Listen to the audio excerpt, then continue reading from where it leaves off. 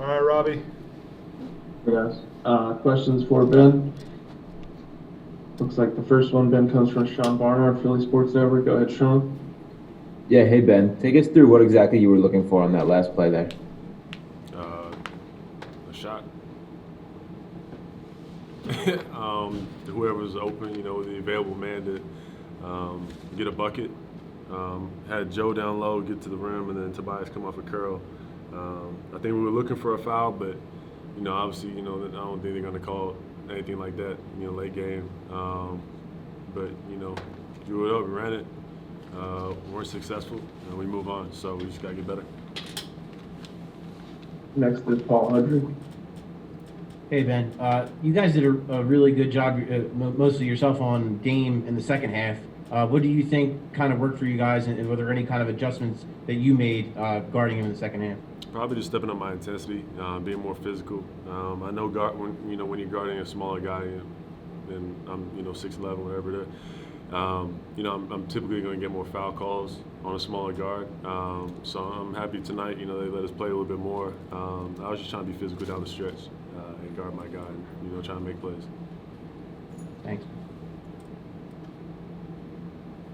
Any Mark Narducci?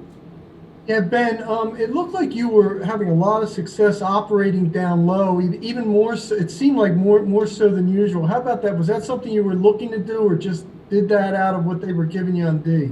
No, just being aggressive, preparing, for teams like this. It's tough. I typically have a mismatch, every time I get on the floor because of my size. But just staying physical down low, getting to what I know, what works, and just getting a little bit of flow. Thank you. Tim, you're next. Go ahead, Tim. Hey Ben, you talked the other day around that Nets game about the challenge. How much you enjoyed the challenge of going up against the top guys in the league. How fun was it for you to go up against Dame, especially down the stretch there? I mean, it's not often you see him fighting to get past half court. It looked like you were pretty into that matchup tonight. Yeah, I mean, I take pride in guarding the best player on the floor every night.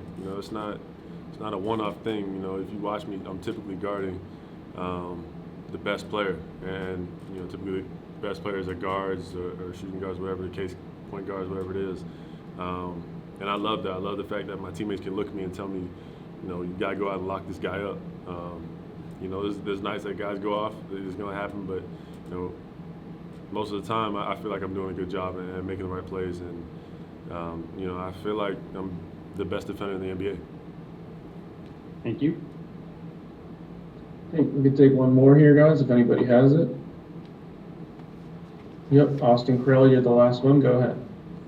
Hey Ben, on that last play, how much of of that sort of everyone scrambling has to do with guys just trying to get open and kind of trying to get things in for the buzzer sound on the inbound clock versus defenders actually pulling on jerseys and tugging and that kind of thing? Say it one more time, sorry.